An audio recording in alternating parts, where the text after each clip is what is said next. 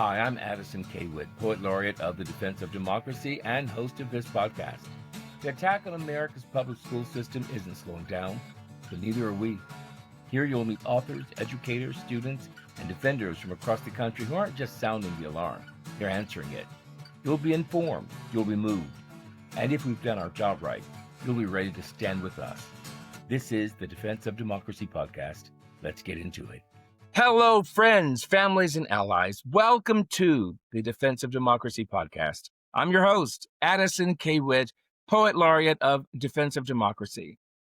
I believe books are more than stories. They're lifelines. They carry voices across generations, across divides, and into the hands of young readers who are still discovering who they are. That's why today's conversation feels especially urgent. My guest is Ashley Perez, a scholar, novelist, and advocate for readers' rights. She's the author of Out of Darkness, a book both celebrated and censored, and most recently, Band Together, Our Fight for Readers' Rights. She also directs the Unite to Read project at Ohio State University, helping young people and communities defend access to diverse literature. Ashley, welcome to the conversation. Thank you so much. I'm so happy to be here. It's a pleasure. We've had an opportunity to chat just a little bit. There was a lot of great things we said a moment ago, and so hopefully we get to bring all that into this conversation. Let's begin not with your credentials, but with your story. What first drew you into literature as both a scholar and a novelist? Yeah. Well, I've always been an avid reader, like a lot of writers. I spent a lot of time in libraries and sort of I have this tremendous respect for the librarians in my very small, very conservative town, in East Texas where I grew up, who were, never batted an eye when this little fourth grader was walking around, lugging big books that I wanted to read. And so I think that's, there's something about having our own rich and weird encounters with different texts that defines a sense of the importance of readers' autonomy. I think I feel really strongly about that for my own children, for my students, my past and present. So I think that those early reading experiences are important, but the most pivotal experience shaping me as a writer, as an educator, and frankly, as a human being, were my experiences teaching high school students in Houston, Texas. This was back in 2004. And I'm often telling this story just to emphasize for my students, when we went to the school library, what was missing. And I taught primarily Black, Latinx, and Asian American students, and the poverty of representation. Even though our media specialist collected everything that she could, the books just weren't there. They didn't exist.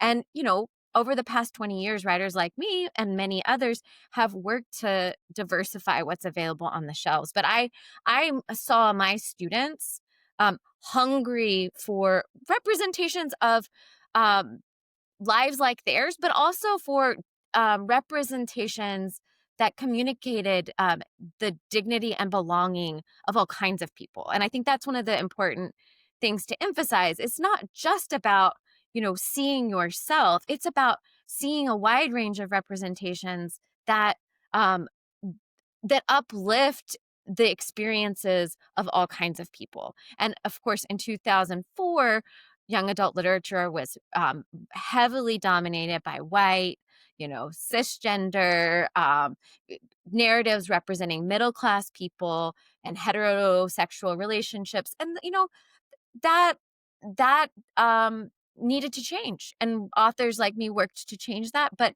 I also believe really strongly that what we've seen in recent years with attacks on books is very much about attempting to roll back that progress, to erase the diversity that's both real in our society and that has been hard won on the shelves.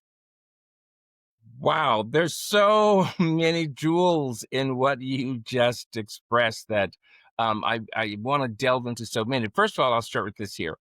What part of East Texas are you from, or did you grow up in? In Kilgore, Texas, so it's oil country. People, anybody who has like drill team connections, the Kilgore College Rangerettes were very famous. They're like a high stepping, I don't know, kind of Oh, I team. know them You know the well. Rangerettes? Okay. I'm from Tyler, Oh my Texas, gosh! So and so we had 40 the minutes away. Apaches at Tyler Junior College, and so yes, I know them well. Just down the road. Yeah, Tyler, Texas, one of the librarians there made a valiant effort to keep my book from being moved out of the young adult section. I think that they did ultimately remove it, but it's just down the road. So there you go. Well, there are many things that you said, and I love there was something you said, and I got part of it that it's not just about seeing yourself reflected, but the scope of what is possible when you have access to information, more books, and you're able to expand that imagination and your sense of reality or knowledge of the world. Yeah, basic recognition. I mean, I think that this is one of the things that I say a lot in terms of like when we think about like why do books that represent all kinds of experiences, including experiences that some people, hope never to have or don't, what I mean? That I write about a lot of painful experiences. I don't want those for anyone, but because they are part of our world, they need attention. And I think that one of the things I talk with my students about a lot is ethical imagination and what the power of not just awareness of other people's experience, but a sense of recognition of what other people may experience in their lives or what people historically have experienced. Out of Darkness is set in the 30s, and I hear from a lot of students about how important seeing those realities. What was the felt sense of racism in 1936 in East Texas, and also the nuances. How did it affect Black Americans? But if you were one of the few Mexican Americans in that community, how did it land on you?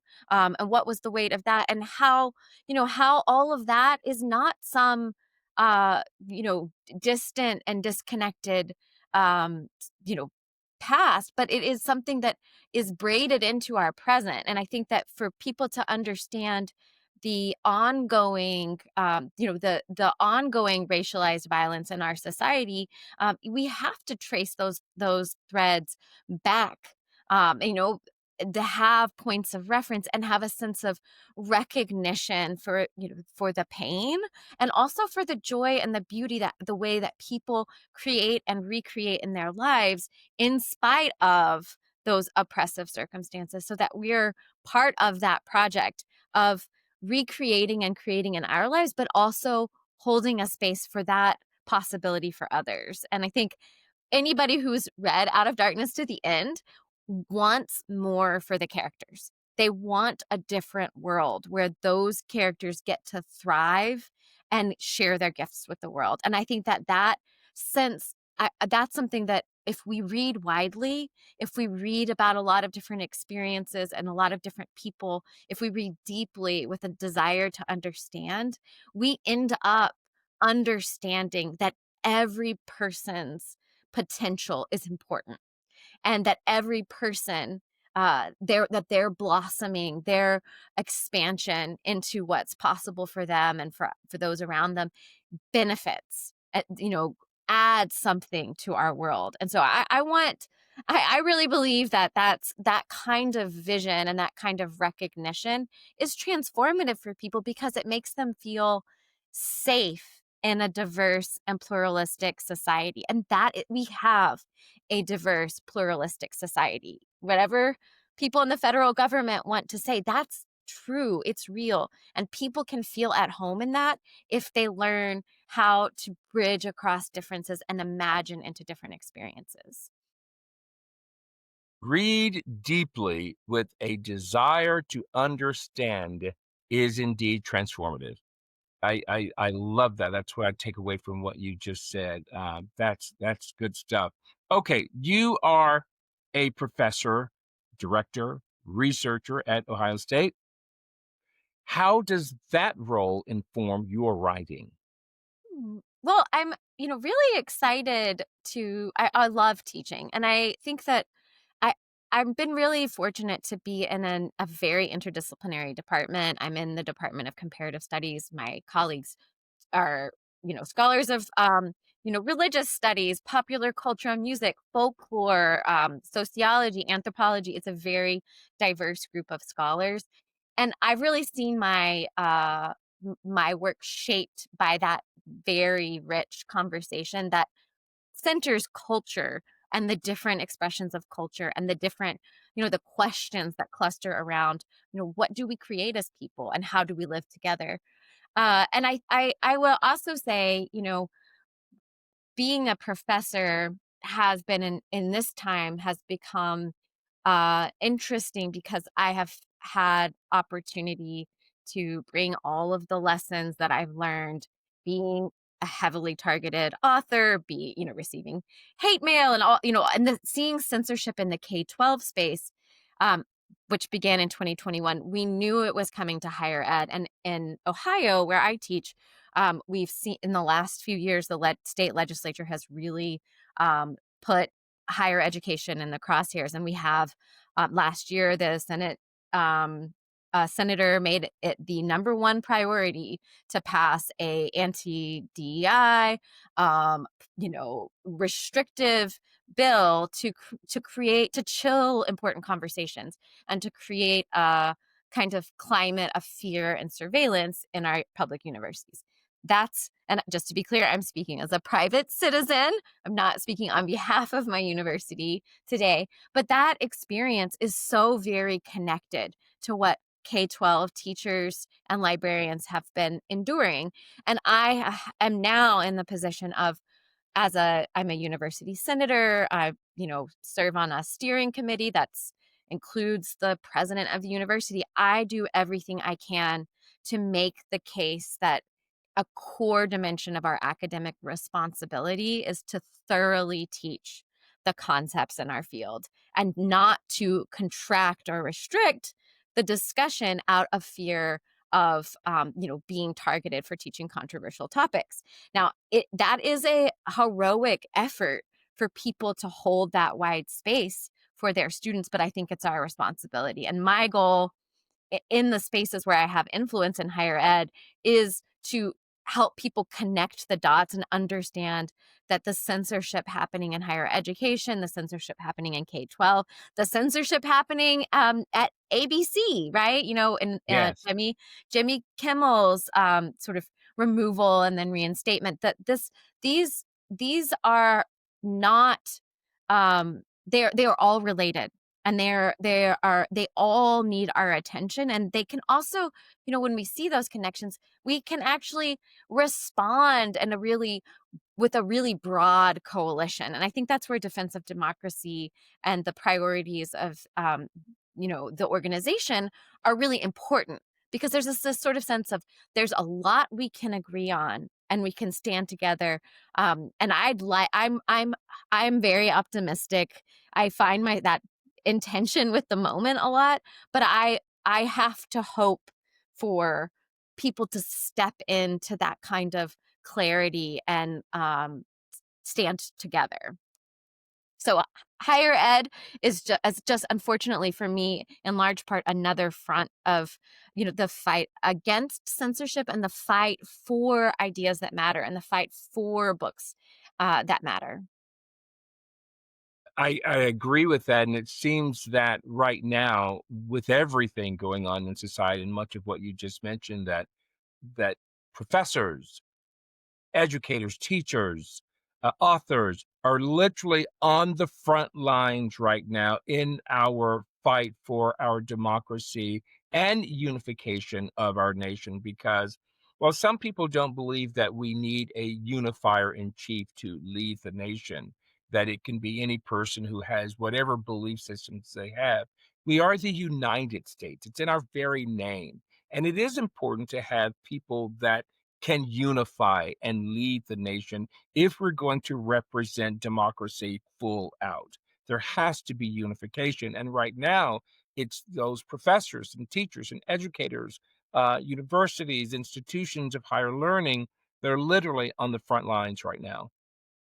Yep. It's not a lot of fun, but it's sure important. Everything that's wait, no, one thing I highlight as, one of the opportunities of this time is that everything that was important last year, everything that was important 4 years ago, 10 years ago, is that much more important, and I think people can feel it, and so if you can say, "Wow, what I do today in this classroom really matters," then there can be a sense of greater purpose, that is one gift at a time when there's so much being taken away. To feel that it matters makes all the difference, I think, and that I think that's why my teaching in Houston was so influential to me, is that I knew that those relationships with students mattered, that it mattered that I show up with curiosity and I show up to learn with them. And I want that, I want that for my college students too. Yeah. And that it would have a long term or long lasting impact.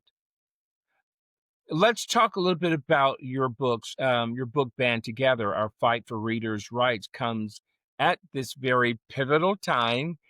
What what message do you hope it conveys most? Mm. I think about Band Together as this, it's like I think about it as a lifeboat, right? Particularly when I think about libraries like the ones in Tyler, Texas, like the ones in, all over Florida, all over Utah, all over Iowa, that have been systematically stripped of stories that young people need to recognize themselves and recognize others. And when I think about what I want for those students, I want them to have a librarian, or a teacher who makes this book available because this book can rebuild the bridges that have been torn down by those book bans, right? So even if Out of Darkness, Gender Queer, right? All of our books have been removed from that library. If a librarian can put Band Together on the shelf, and there's no reason that they shouldn't be able to, they can help young people find the authors who are missing. They can help them understand what has happened and why. And most importantly, they can help young people know that they have opportunities for action, that there's something to do in response to these losses. So I think that that empowerment piece is extremely important. It's and I think that part of how, I had the just the incredible contributors to this collection, brought so much passion and insight to their writing. And I think in large part because we all care so much about reaching readers. And was an opportunity to rebuild bridges to readers that otherwise wouldn't know that we'd written for them. So I think that idea of understanding the issue, finding the books. I have crammed in more book lists than probably anyone thought possible. Into in between the pieces, we have spot illustrations. I'm like, where can we fit one more banned book so that there's another title that you see and you go seek out? Yeah. But it's also a really, it's a multi-genre anthology. It's got fiction, it's got poetry, it's got personal essays, it's got graphic narratives. We have a wonderful comics artists who contributed, and it has profiles of youth activists and what they've done. People where the book bans are happening, like a banned book club in Central Texas, but also people who have access to every book they could ever want, like Christopher Lau in Brooklyn.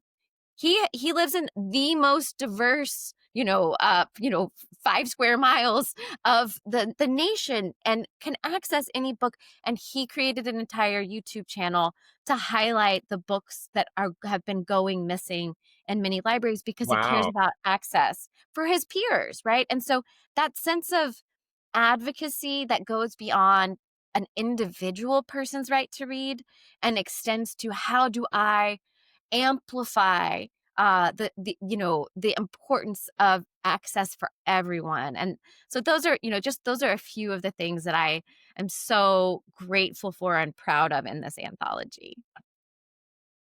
Love that, and I love that the pendulum is always swinging, and that when there is oppression or someone is trying to prevent others from access, that people still find a way, that, the water still rises, and you start to see the best of others come out as well, and looking for opportunities and ways to be of service and to help and to be purposeful. I love that. You mentioned your other book, which is Out of Darkness, and it has been both celebrated and censored, as we've discussed. When a book is banned or censored, what kind of feelings and thoughts go through your mind? And you can certainly speak to this personally. Yeah, I mean, I want to say first something about timing, because Out of Darkness was published in 2015, so Mhm. it's celebrating its 10th anniversary this Yeah. year, and for more than half a decade, it was only celebration. I mean, this book won awards. It was, had starred reviews. It was a best of book. I think Booklist included it in its like 50 best YA books of all time. It was really celebrated, and what a gift to have a book that's challenging. It's a hard book. I often say, when people are like, well, who's this for? I'm like, this is for someone who's on their way to reading Toni Morrison. You know, Mm.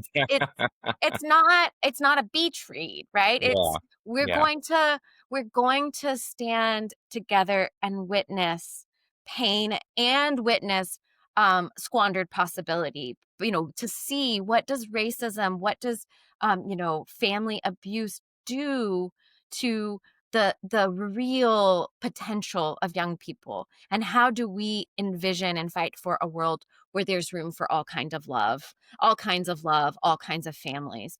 Um, but so I got to have this really nice time of it just being a really special book to a lot of people. And then in 2021, very shortly after the 2020 election, so it's just the very beginning of the year in 2021, the book ban movement really gained steam.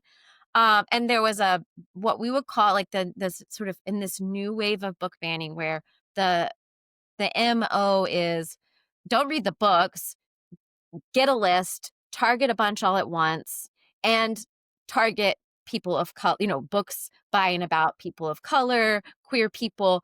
Go after the difference, go after the diversity. So book banners lists and this is still largely the case, although they've become savvy about like, oh, let's get more white writers in there so it's not so noticeable. But the lists of books to target were basically the lists of books that we would give people to bring more representation to their collections. And so there was a kind of weaponization of resources against schools and communities. But that was 2021. So, that challenge was unfolding. Then the district did remove my book and a bunch of others from a choice reading program. It was like, kids could choose from 100 or more books. No one was being forced to read anything. But they made the decision to remove our books. And then there was kind of a domino effect, and also a lot of coordination behind the scenes. The Heritage Foundation, Mhm. there were a number of groups that really saw an opportunity with book banning to undermine public schools, to create chaos, to distract from important issues. And school board meetings, especially initially in Central Texas, but it happened all over, they became these like almost like a Jerry Springer type of atmosphere, where the more outrageous, the more flashy Yeah. the disruption, the better. And a woman named Cara Bell in Lake Travis, Texas, showed up and presumably commenting about my book, but actually just doing this anal sex rant. Speaking of Jimmy Kimmel, we were talking earlier. Um, Jimmy Kimmel made this video of this mom in Texas ranting in a very unhinged way in a school board meeting. The internet video of the year in 2021, played it a bunch of times, got a lot of laughs. It was internationally viral. And that put Out of Darkness, unfortunately, on every list Yes. where this kind of effort was happening. And it was it was laughable in certain media spaces. Look at this outrageous person who's fixating on a passage where the author's representing the kind of uh, harassment and objectification that a young Mexican American woman endures coming to a white school. I'm representing it. I'm not endorsing it, Right. but the failure, to just the word cornhole is here. And so this book is about anal sex. Like it's outrageous, but it was effective. In Lake Travis, Texas, police officers came to the school libraries, the middle school and high school libraries where Out of Darkness was, and removed the books. The optics of that are so damaging to, to communities, to people who share identities with the characters. I often tell folks, the part of why they love to target certain books is that in 2021, 2022, at least then, you weren't going to go to a school board meeting and say, I don't want Black kids or Mexican kids in my child's school, but you could hold up this book and say this book is filth, and you broadcast the same message because you're Hmm. stigmatizing the identities of those characters and of kids like them. So, it felt terrible. It's very it was, to your work that you've poured your heart into, to be mischaracterized in this awful way, to be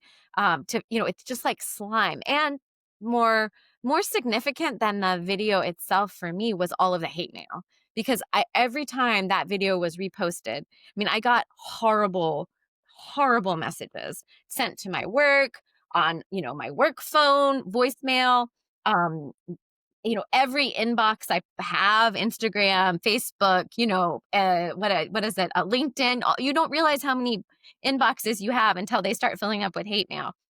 Right. So, that was really awful. But I think one of my strengths as a person, and I'm very grateful to have had some of the hard experiences that I've had that have made this possible for me, is that I I don't want painful experiences, but when I have them, I do everything I can to translate them into some kind of positive action. And so once I started, Right. I think that the need to do something in response, not to defend my reputation, but to defend readers, to defend the work that authors do. I think that that was my way to not be simply paralyzed in the face of all of that hate and the cascade of further book bans. So I started writing about book bans. I did tons of interviews. I also did personal things like I would print out all of the hate mail and then collage it with little snarky comments on it. Band Together actually has like it's illustrated. It looks better than my actual notebook, but I have an actual notebook where I would paste in things, where it would say things like, this disgusting filth being on my children's library shelf, makes me sick. I don't think I can eat for the rest of the day. And I'm like, ooh, Moms for Liberty diet plan, um, lose weight with outrage. But I have to be playful. I have to Yeah. transform things to not just be crushed. And I think that it's been a process to go from finding those positive actions, to editing Band Together, directing this grant, to steward resources to organizations that are supporting readers' rights, to the most important thing, and this is for every author, is to keep writing. But I was kind of frozen for a while there. I couldn't. It felt so impossible to move creatively, and I'm really proud to be. I finished a novel this summer. I'm going to start revising that with my editor, and that is my best answer to book bans is to write the next novel. But it's been a real process. And so I don't recommend it for anyone, that there's nothing I hate more. Well, there's a lot I hate more actually, but I really dislike it when people say, "Oh, wow, good for you." And I'm like, it's not good for me. It's not good Yeah. for readers. People who think being banned is like a badge of honor. It's just, I don't think that's a helpful message. And I understand people are well intentioned when they say that, but I really, what I want is Out of Darkness and other books to just be on the shelves for the kids who want to pick them up and read them. And I believe readers know how to set down a book that's not right for them. And that's what they do. Well, it sounds like, that the message is turning pain into purpose and Beautiful. having a sense of humor Mm-hmm. and and being able to sort of alchemize the pain of it all into something that helps you see a bigger picture for yourself.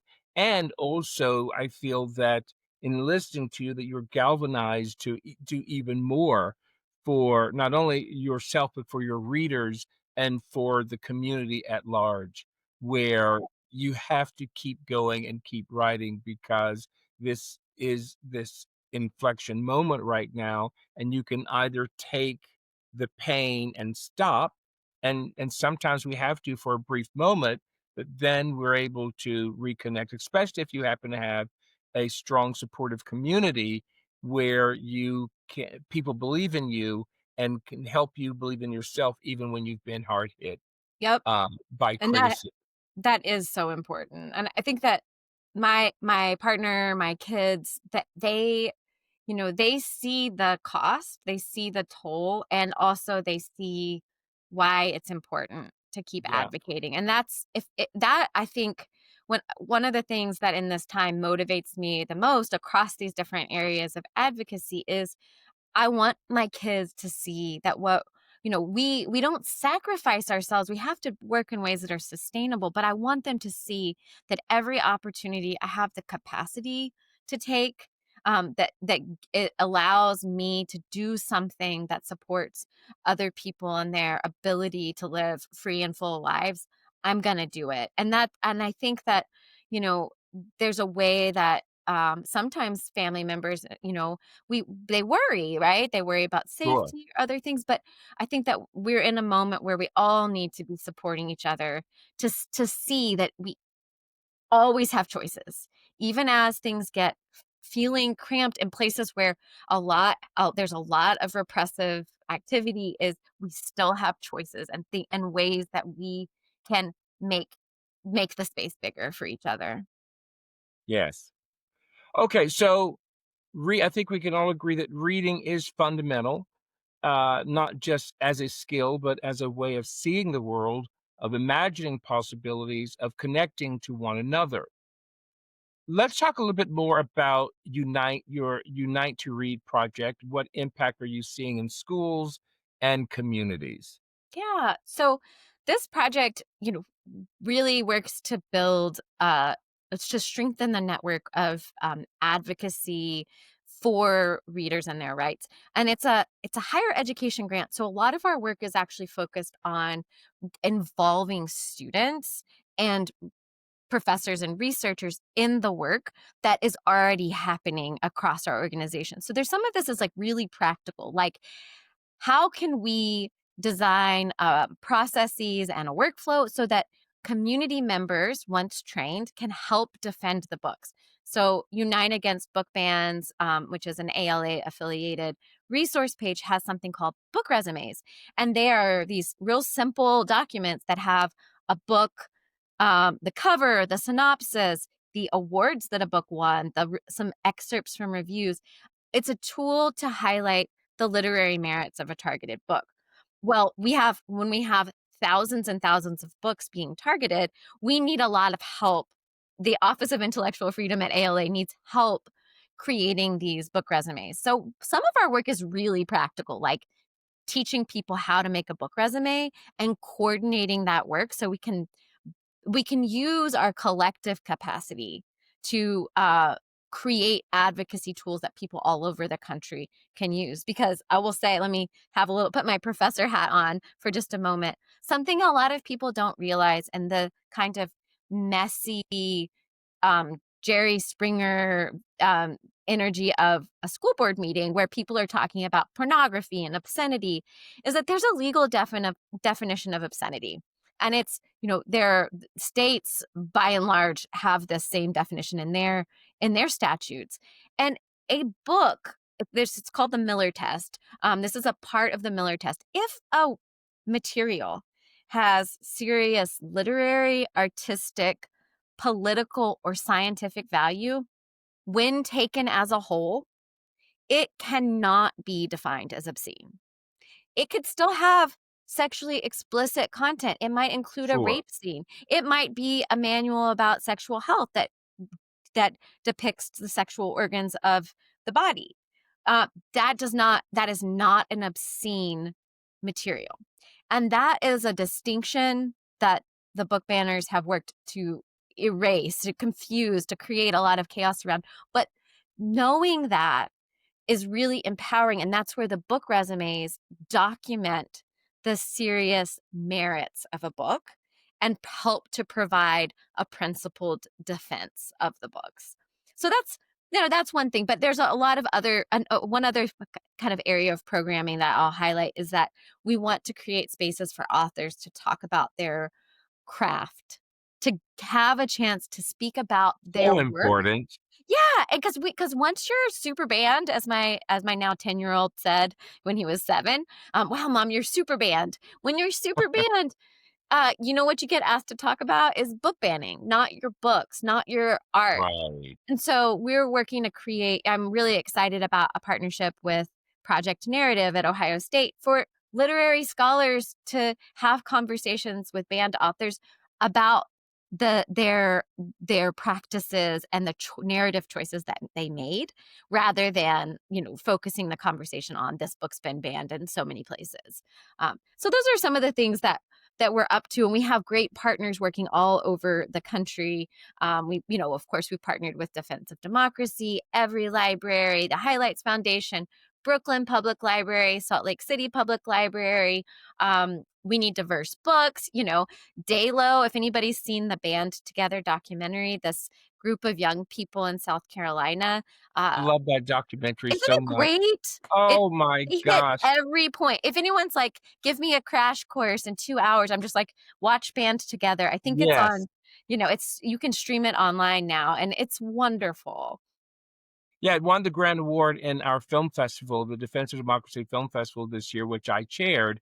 And it was, oh my God, from the very beginning, the first night I sat down to watch it, I was so moved and really inspired by it. And I think it was part of what inspired me throughout the entire festival, and to find other truths and other bodies of work that were highlighting the importance of uh, books and placing attention on reading and what's happening in our society at large, and what's happening by a few people that want to ban books for the many. Yep. Yep. So it was really Yeah. incredible. It is a wonderful movie. Great film. Well, normally I take this moment here to recognize the incredible volunteers who make up the body of Defense of Democracy.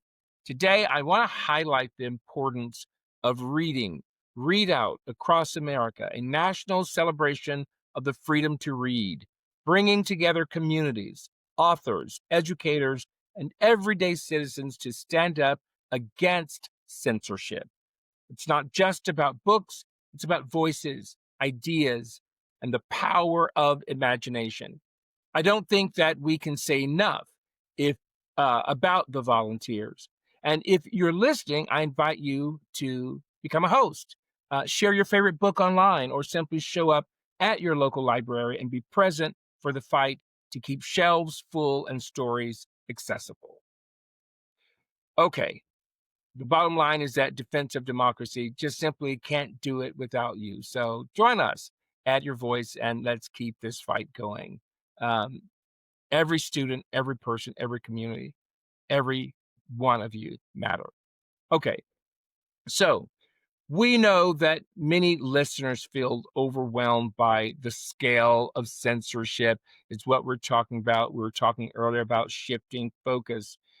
Rather than creating more to-do lists, let's talk about practical actions that we can take in our everyday lives.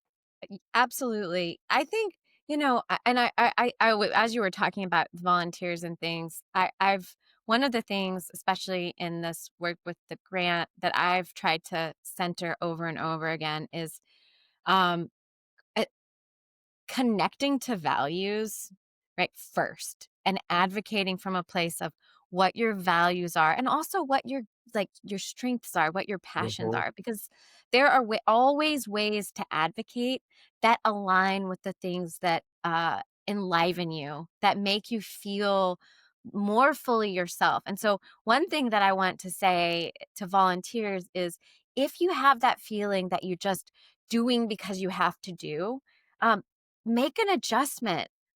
Stop for a second and take stock, because that's how people burn out, is when they Yes. feel I have to, all the issues are so important. All the issues are so important. And there's a way to advocate that you can sustain over time and not just be, it's like, if advocacy is feeling depleting, it's a great time to stop and think about how can it be something that's joyful and replenishing. So sometimes that's people realizing that they need to be doing things in community. If they can sit together and do, create materials or make calls, but when they do it on their own, it feels discouraging. Or sometimes it's about like having an artistic outlet, finding ways to use the gifts that you have. So I just wanted to say that. But when it comes to anyone sort of saying, okay, what can I do here? The first thing we need folks to do is put down their phones and read, right? And you will feel better. I've been working on this with my students. No one should feel bad about their relationship to their phone, because those screens were designed to reel you in and keep you in a loop of checking, checking, checking, and to drop you down rabbit holes. We can resist what's happening and the kind of repressive um, movement in our country, in part by taking responsibility for our attention and being stewards of our attention. And I'm not saying don't be informed, but make a decision about when you want to dip in and like check on the issues, use sources that you trust, but also make a decision about when you're present to something that gives you new perspectives or that makes you remember why this work is important. So I've been asking folks, check out banned books. Just start by checking them out from the library. Don't put pressure on yourself to read 50 pages a day or anything. Check them out, put them somewhere where you see them. Then make it a goal to pick one up and hold it. And then start carrying it around. Read it in places where people will see you reading it and you can start a conversation. I know that sounds really small, but it's a great way to connect and to make the books visible in the world. If we're all carrying a frequently banned book and read, I mean, there are so many banned books, you could never read them all. So there's something for everyone. But we create an opportunity for others to see and learn about the books that young people need access to, that we all need access to. And last thing is, when you talk about banned books, as you're building this relationship, starting with the book you read for your readout session, when you talk about them, focus on what they offer. What beauty did you encounter? What humor? What excited you or challenged you in the reading? How are you different because you read that book? Rather than focusing on the outrage that it's been banned. So we can, we not to say we have to acknowledge that, we have to name that, but let's put the focus on the power of the books. I am so thrilled that you are in this fight and that you have expressed so articulately where we are and why this is important, and helping us understand how to shift the focus and how to apply very straightforward simple actions that we can take collectively that make a difference. What does freedom to read mean to you as we wrap up? Hmm. You know, I think I think freedom to read is about when I think about what does it take for people to be free to read. It's one of those things where it's like, oh, there's like the surface level answer and then there's the deep answer. But in the most immediate sense, people have to have both opportunity and access to a wide range of materials. To be free to choose, the choices have to be there, right? Whenever if we're only presented with one option, that's not a choice. And so we need to create spaces of choice for readers. And that is in our school libraries, that's in our public libraries, that's in our classrooms. Uh, the another layer of that though is the way that opportunity to uh to open a book is unevenly distributed. Some of us have to work more hours or receive less pay, those kinds of things. And so, you know, being mindful too about how these issues intersect with the what's really an attack on working people at the federal level, right? And thinking about how are we working to fill in the gaps that are, you know, are already sort of strained safety nets have just been ripped wide open. So what do we do, and how do we support folks so that they can have lives in which they have time and opportunity to open a book? Wow, so good. And you see these books behind me. I have rededicated myself to going through and reading. I've read a lot of them, but reading a lot more, and it's fun. And this is such a great time. And for those that are interested in reading, pick up a book. Go to your support your local library, your local bookstores. It really will make a difference for them and also for you. Uh, May I make one yeah, last go ahead. suggestion? Please Sorry. do. Absolutely. No, I was gonna say, for adults out there who have not read many graphic novels, I highly recommend this. I think that, I in my banned books class, we're doing a class on censoring history. And there's all kinds of wonderful books that have been adapted in graphic novel form, and they're complex. It's not like this is kiddie stuff. It's not like it's dumbed down. It's made more accessible, and the visual component allows you to really stay with those big ideas more. So, Stamped from the Beginning, there's a graphic novel adaptation. Lies My Teacher Told Me. On Tyranny, I love that book by Timothy Snyder. There's a beautiful illustrated edition. Anyone who wants to think of more ways to stand in their values in this moment should read On Tyranny.